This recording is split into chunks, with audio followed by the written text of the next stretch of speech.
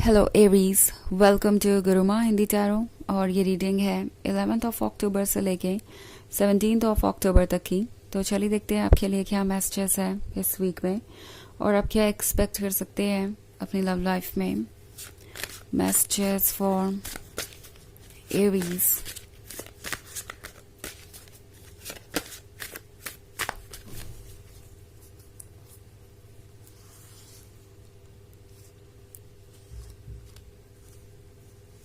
Six of Scepters, Four of Knives, Two of Grails, Six of Knives, and Eight of Grails.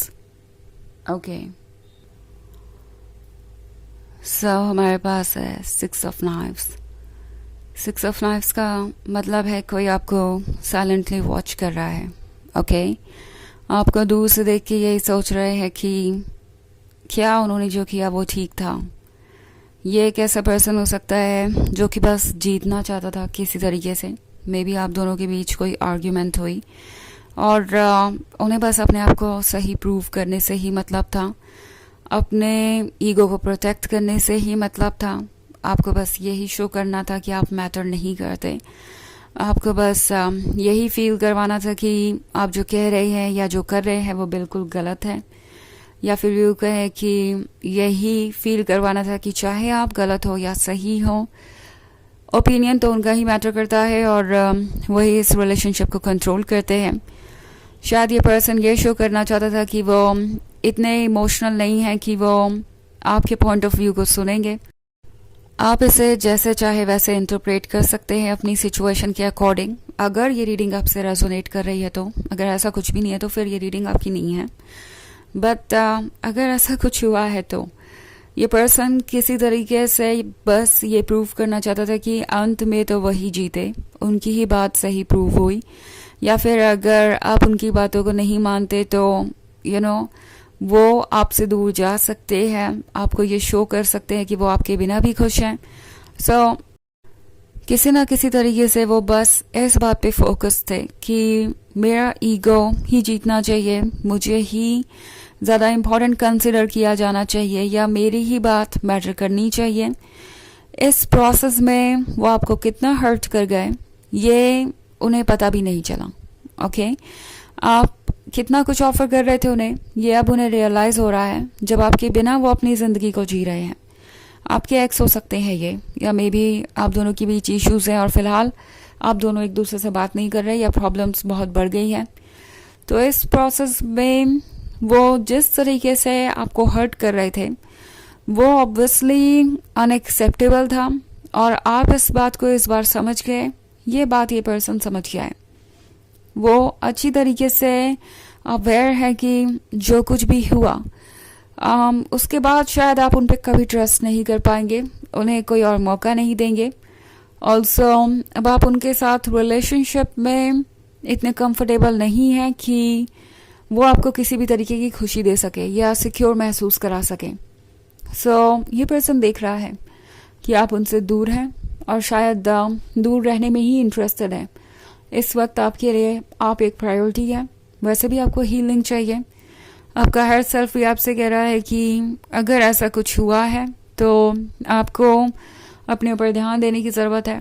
अपनी soul को ध्यान में रखिए हमेशा, क्योंकि आपकी सोल सफ़र करती है जितनी बार भी आप इस तरीके की नेगेटिविटी को अलाउ करते हैं या किसी रेड फ्लैग को इग्नोर करते हैं.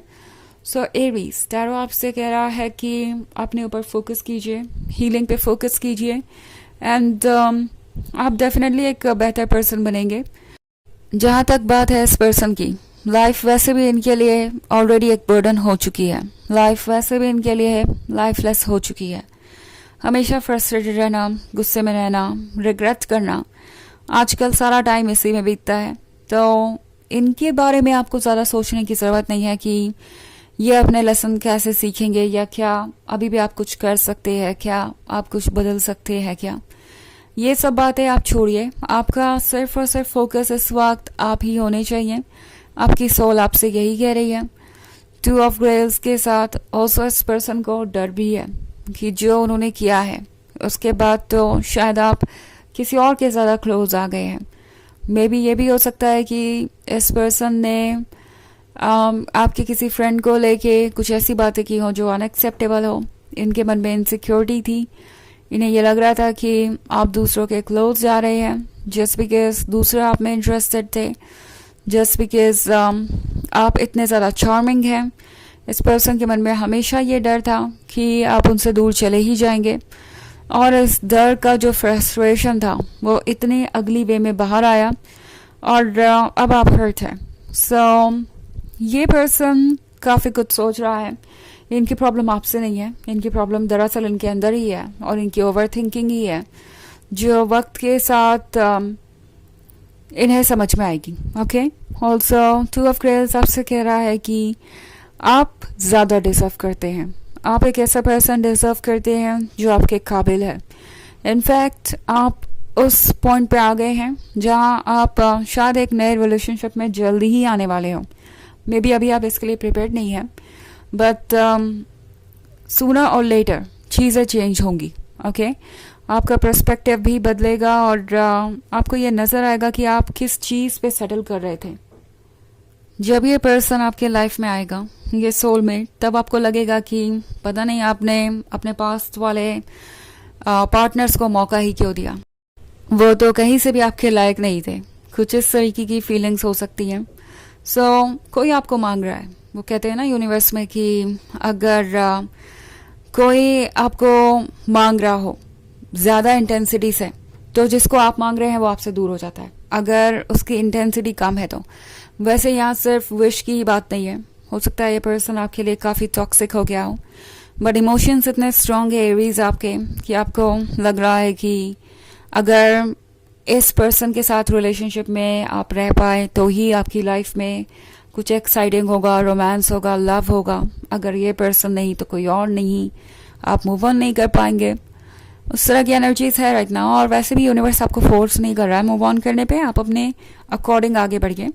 बट एक ब्यूटीफुल कनेक्शन में आते हुए देख रही हूँ जो आपको काफ़ी हैप्पीनेस देगा। ओके, सो एट ऑफ ग्रेल्स के साथ ये पर्सन एम्प्टी सा महसूस कर रहा है। इनका ये कप जो कि पहले फ्लूइड से भरा हुआ था, जो कि सिंबल है लव और अटेंशन का, अब वो खाली है।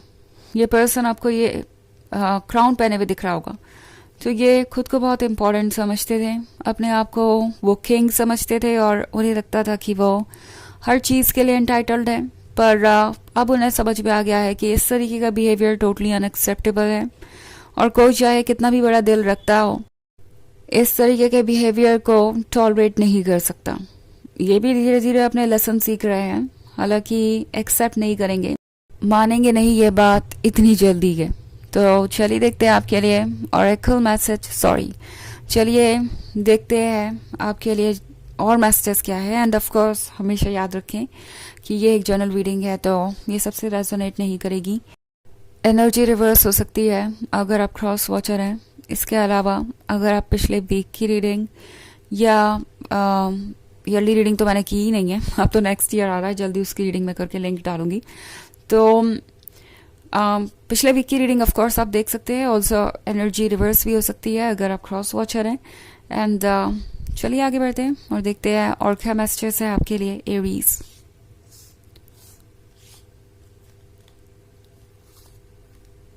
Nine of Scepters, Queen of Knives, Four of Scepters, Seven of Knives, and Nine of Grails.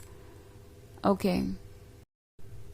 So, Nine of Scepters के साथ ये समझ गए हैं कि आप इनका हिस्सा बन चुके हैं और वो आपको भूल नहीं सकते।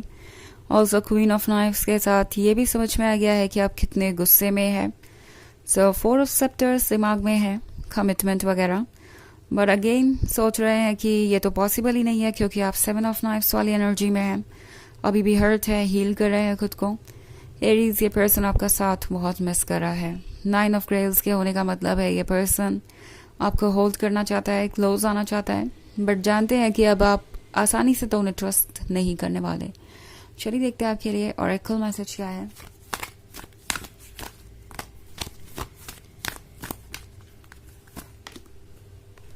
Joan of Arc. Stand strong. Focus on your purpose. Release the fear of persecution and speak your truth. तो अगेन एरीज, टैरो आपसे यही कह रहा है कि अगर आप चाहें या फिर ये पर्सन आपको अप्रोच करे तो आपके मन में जो भी है वो कह दीजिए।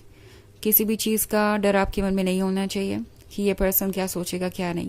वैसे भी जो आपका है वो आप नहीं लूज़ कर सकते। तो ये है रीडिंग इस वीक की। आई होप आपको अच्छी लगी होगी। Thanks for watching. Till next video, bye.